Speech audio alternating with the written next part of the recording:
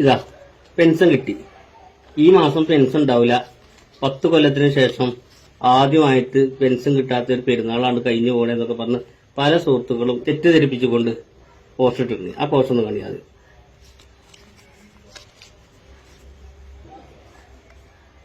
കണ്ടില്ലേ? ബാങ്കിലുള്ളവർക്ക് 25-ാം തീയതി മുതൽ കയറി ഇന്നലെ ഇന്നുമായിട്ട് പെൻഷൻ വിതരണം ചെയ്യുന്ന ആളുകൾ ഇത് കയ്യിലേക്ക് കൊണ്ടു തന്നു. ഇത് നമ്മളെ സുഹൃത്ത് സഖാബ് സുധാകരനാണ് എനിക്കത് എത്തിച്ചു തന്നത്. അപ്പോൾ വെറുതെ തെറ്റിദ്ധരിപ്പിച്ച് കണ്ടില്ല ഈ രാഷ്ട്രീയ പ്രവർത്തനം കൊണ്ട് എന്ത് നേട്ടം കിട്ടണേ? യാഥാർത്ഥ്യമായിട്ട് തന്നെ കണ്ടൂടെ? അതല്ലേ യഥാർത്ഥ രാഷ്ട്രീയ പ്രവർത്തനം. വിജയന്റെ തീട്ടം നക്കിക്കൊണ്ടിരുന്ന കൃമികീടങ്ങള് ഇപ്പോ തുപ്പുന്നതും തീട്ടമായി മാറിയിരിക്കുകയാണ്. മനസ്സിലായില്ലേ? കഴിഞ്ഞ 10 വർഷക്കാലം പിണറായി വിജയന്റെ തീട്ടം നക്കുകയായിരുന്നു ഇവറ്റകളുടെ പരിപാടി. ഇപ്പോ ആ തീട്ടം, ആ തിന്ന തീട്ടം, ആ തീട്ടം ഇവറ്റകൾ തുപ്പിക്കൊണ്ടിരിക്കുകയാണ്. നിങ്ങളൊന്ന് ആലോചിച്ച് നോക്ക്. ഇപ്പൊ ഇന്നലെ മുതല് പെരുന്നാളായിട്ടും പെൻഷൻ ഇല്ല എന്ന് പറഞ്ഞിട്ട് ഒരു വലിയ രീതിയിലുള്ള ഒരു പ്രചരണം നടന്നുകൊണ്ടിരിക്കുകയാണ്. കൃത്യമായിട്ട് ഈ പെൻഷൻ വിതരണം, മെയ് മാസത്തെ പെൻഷൻ വിതരണം 25-ാം തീയതി മുതൽ സ്റ്റാർട്ട് ചെയ്തിരിക്കുന്നു. 25-ാം തീയതി ബാങ്ക് അക്കൗണ്ടിലേക്ക് ഡയറക്റ്റ് വന്നിരിക്കുന്ന ആളുകൾക്ക്, ബാങ്ക് അക്കൗണ്ടിൽ ഇത്രകാലം ബാങ്ക് അക്കൗണ്ടിൽ ക്രെഡിറ്റ് ആയിക്കൊണ്ടിരുന്ന ആളുകൾക്ക് അവരുടെ അക്കൗണ്ടുകളിൽ 25-ാം തീയതി ക്രെഡിറ്റ് ആയിട്ടുണ്ട്. അതല്ല, ഈ ചില പെൻഷൻ ഏജൻസ് വഴി വിതരണം നടത്തുന്നുണ്ടായിരുന്നല്ലോ. ഈ പെൻഷൻ ഏജൻസ് വീടുകളിൽ കൊണ്ടുവന്ന് കൊടുക്കുന്ന അങ്ങനെ ആയിരുന്നുവെങ്കിൽ അങ്ങനത്തെ ആളുകൾക്ക് ഈ കഴിഞ്ഞ ദിവസങ്ങളിലൊക്കെ പെൻഷൻ കിട്ടിയിട്ടുമുണ്ട്. ചില ആളുകൾക്ക് കിട്ടിയിട്ടില്ല. സ്വാഭാവികമായിട്ടും ഈ പറയുന്ന ഏജൻസ് കൊണ്ടുവന്ന് കൊടുത്തിട്ടില്ല. മനസ്സിലായില്ലേ? പെൻഷൻ സർക്കാർ കാര്യങ്ങൾ 25-ാം തീയതി കൊടുക്കുമെന്ന് പറഞ്ഞത് 25-ാം തീയതി കൊടുത്തിട്ടുണ്ട്. മനസ്സിലായല്ലോ? ഇപ്പോ ഇവിടെ 2 പ്രശ്നങ്ങളാണുള്ളത്. ഒന്ന്, ഞാൻ ആദ്യം പറഞ്ഞ ഈ കൃമികീടങ്ങള്, തീട്ടം തുപ്പുന്ന കൃമികീടങ്ങള്. ഈ കൃമികീടങ്ങള് പച്ച നുണ വിളമ്പിക്കൊണ്ടിരിക്കുകയും ഇവരുടെ നുണക്ക് കുറച്ചുകൂടി ആധികാരികത ലഭിക്കാൻ വേണ്ടിയിട്ട് കേരളത്തിലെ ന്യൂസ് ചാനലുകളുടെ പേരിൽ അവരുടെ കാർഡിന്റെ രൂപത്തിൽ, കേരളത്തിലെ ന്യൂസ് ചാനലുകൾ ഈ പറയുന്ന media 1, 24 news, reporter TV, Asianet news, Manorama news ഒക്കെ പോലെയുള്ള മുഖ്യധാര മാധ്യമങ്ങളായിട്ടുള്ള മാധ്യമങ്ങളുടെ പേരിൽ കാർഡുകൾ അടിച്ചുണ്ടാക്കിയിട്ട് പച്ച നുണ വിളിക്കുകയാണ്. ഇപ്പൊ ഇന്ന് ഈ പറയുന്ന മീഡിയ 1 തന്നെ നേരിട്ട് രംഗത്തെത്തിയിരിക്കുകയാണ്. മീഡിയ 1-ൻ്റെതായി സമൂഹ മാധ്യമത്തിൽ പ്രചരിക്കുന്ന ഈ വാർത്ത വ്യാജമാണ്, പ്രചരിപ്പിക്കുന്നവർക്കെതിരെ നിയമ നടപടി സ്വീകരിക്കും, ഫേക്ക് അലേർട്ട് എന്ന് പറഞ്ഞുകൊണ്ടാണ് മീഡിയ 1 അവരുടെ പേരിൽ പ്രചരിപ്പിക്കുന്ന ഒരു കാർഡിന്റെ ചിത്രം കൂടി അവർ എന്താക്കിയിട്ടുണ്ട്, അതോടൊപ്പം ചേർത്തിട്ടുണ്ട്. എന്നിട്ട് പറയുന്നുണ്ട് ഇത് ഫേക്കാണ്. പെൻഷൻ കിട്ടാത്ത ആ കാർഡിലുള്ളത്, ആ ഫേക്ക് കാർഡിലുള്ളത് പെൻഷൻ കിട്ടാത്ത പെരുന്നാൾ, സംസ്ഥാനത്ത് സാമൂഹ്യ സുരക്ഷാ പെൻഷനുകൾ മുടങ്ങി എന്ന് പറഞ്ഞുകൊണ്ട് ഒരു വൃദ്ധയായ ഒരു സ്ത്രീയും പണം പിടിച്ചു നിൽക്കുന്ന ഒരു ഫോട്ടോയാണ് അതിൽ കൊടുത്തിട്ടുള്ളത്. അപ്പോൾ മീഡിയ 1 പറയുന്നു ഇത് ഞങ്ങളുടെ കാർഡല്ല, ഇത് ഫേക്കാണ് എന്ന് അവർ പറയുകയും ചെയ്യുന്നു. മനസ്സിലായില്ലേ? അതും നോക്കണം, ആ ഫേക്ക് കാർഡിൽ ഡേറ്റ് ഇട്ടിരിക്കുന്നത് 28-ാം തീയതിക്കത്തെയാണ്. മുകളിൽ മീഡിയ 1 എന്ന് എഴുതിയിട്ടുണ്ട്, 28-ാം തീയതിയാണെന്ന് എന്നാണ് അവർ പറയുന്നത്. അപ്പം നിങ്ങളൊന്ന് ആലോചിച്ച് നോക്ക്. 25-ാം തീയതി ബാങ്കുകളിൽ ക്രെഡിറ്റ് ആയിട്ടുണ്ട്, 25-ാം തീയതി മുതൽ വിതരണം തുടങ്ങിയിട്ടുണ്ട്, 25-ഉം 26-ഉം 27-ഉം ഒക്കെ ആയിട്ട് ആളുകളുടെ കയ്യിൽ, പല ആളുകളുടെയും കയ്യിൽ പെൻഷൻ എത്തിയിട്ടുണ്ട്. എന്നിട്ടും പറയാണ് പെരുന്നാളായിട്ട് പെൻഷൻ ലഭിച്ചിട്ടില്ല, പെൻഷൻ കൊടുക്കുന്നില്ല. പച്ച നുണ വിളിച്ച് പറഞ്ഞുകൊണ്ടിരിക്കുക. ഞാൻ പറഞ്ഞില്ലേ, ഈ പറയുന്ന തീട്ടം നക്കുന്ന കൃമികീടങ്ങള് ആ തീട്ടം ഇപ്പോൾ തുപ്പിക്കൊണ്ടിരിക്കുകയാണ്. 8 നിലയിൽ പൊട്ടി. നിങ്ങളൊരു കാര്യം ആലോചിച്ച് നോക്ക്. ഇപ്പോ എം എം മണി ഉടുമ്പൻചോലയിലെ ഇടുക്കിയിലെ ആ ഇടുക്കിയിലെ എന്താ പറഞ്ഞത്?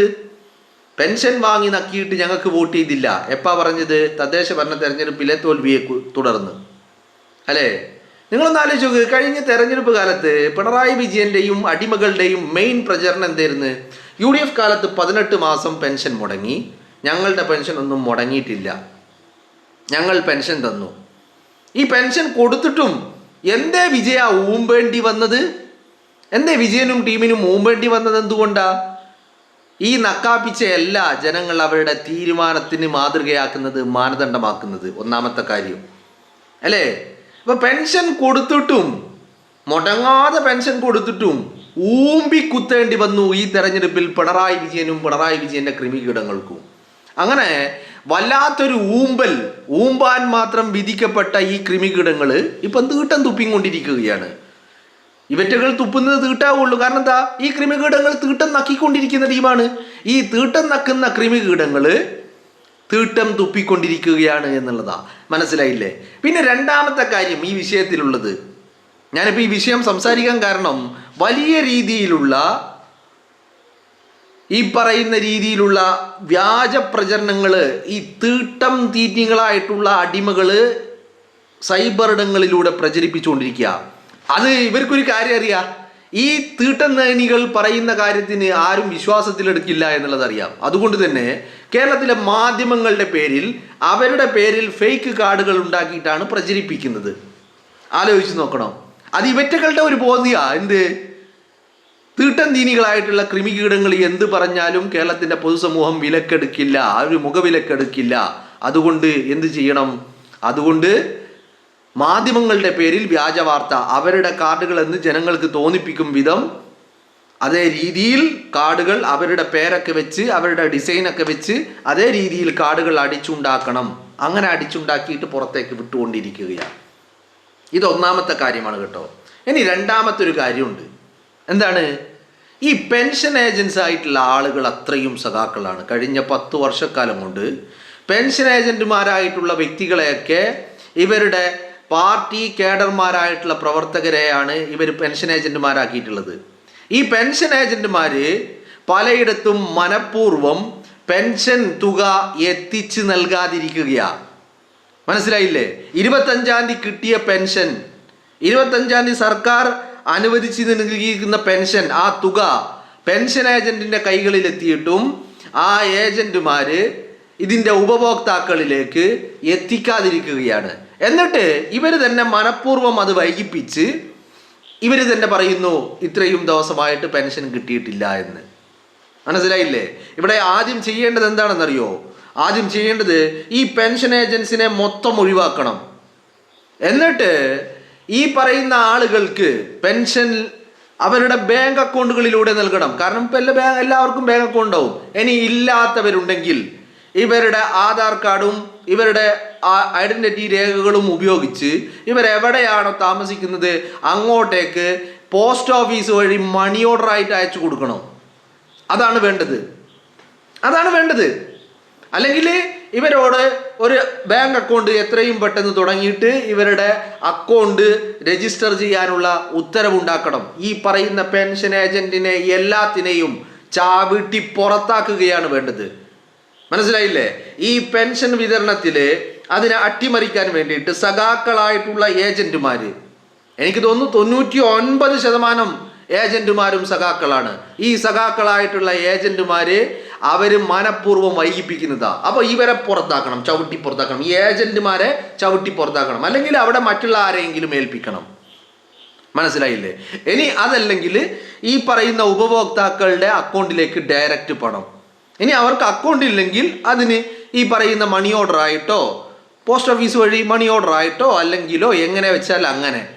എന്താണ് അതിൻ്റെ നടപടി എന്നുള്ളത് ഏറ്റവും സുതാര്യമായിട്ട് ഏറ്റവും ഈസി ആയിട്ട് വേഗത്തിൽ എങ്ങനെ എത്തിക്കാമെന്നുള്ള ഒരു ആൾട്ടർനേറ്റീവിലേക്ക് സർക്കാർ എത്തേണ്ടതുണ്ട്. ഇല്ലെങ്കിൽ ഈ പദ്ധതിയെ നശിപ്പിക്കാൻ ഈ ഏജന്റുമാർ, ക്രിമികീടങ്ങളായിട്ടുള്ള ഏജന്റുമാർ തുനിഞ്ഞിറങ്ങുമെന്നുള്ള കാര്യത്തിൽ ഒരു തർക്കവും ഇല്ല. സഖാക്കളെ സംബന്ധിച്ചിടത്തോളം സഖാക്കൾ ഒരിക്കലും കരുതിയിട്ടില്ല ഇങ്ങനെ തോക്കുന്നു. മനസ്സിലായില്ലേ? ഇനിയിപ്പോൾ സഖാക്കൾ മൂന്നാമത് ഭരണം ഉറപ്പിച്ചതാ. ഞങ്ങൾ പെൻഷൻ കൊടുത്തു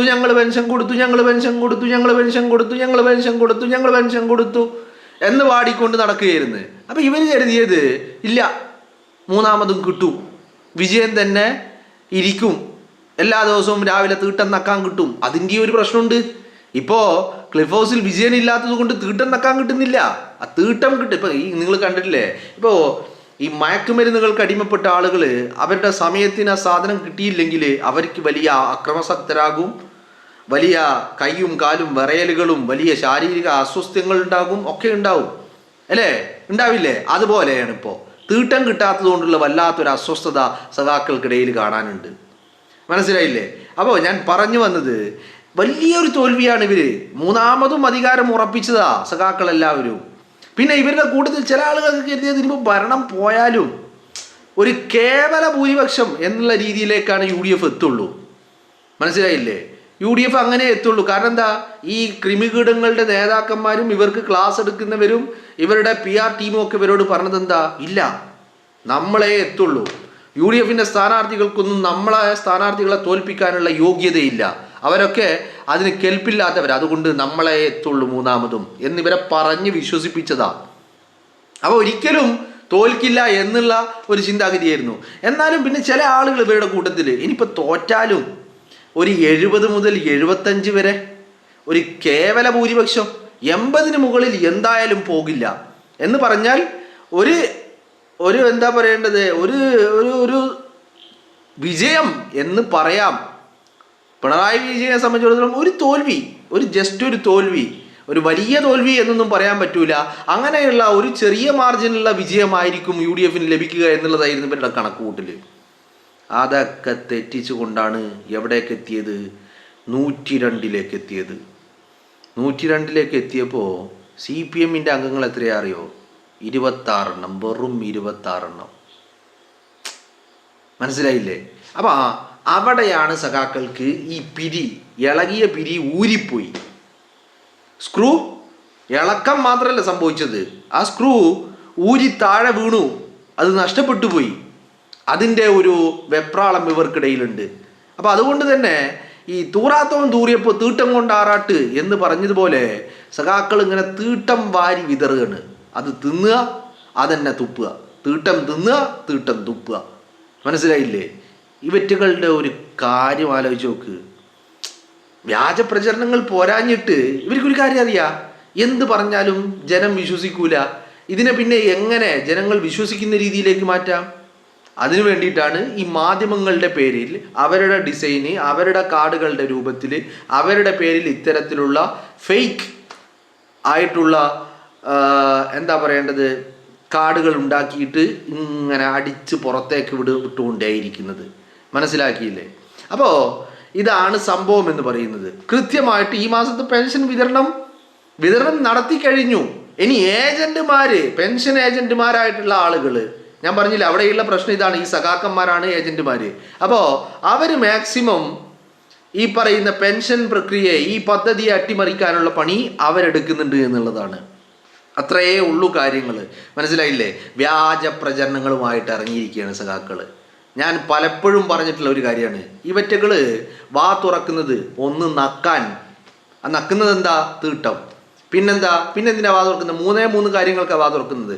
രണ്ടാമത്തത് ഊമ്പാൻ, മൂന്നാമത്തത് കളവ് പറയാൻ. വാ തുറന്നാൽ പച്ച കള്ളം മാത്രമേ പറയുള്ളൂ. മനസ്സിലായില്ലേ? അതാണ് ഇവറ്റകളുടെ ഒരു രീതി എന്ന് പറയുന്നത്.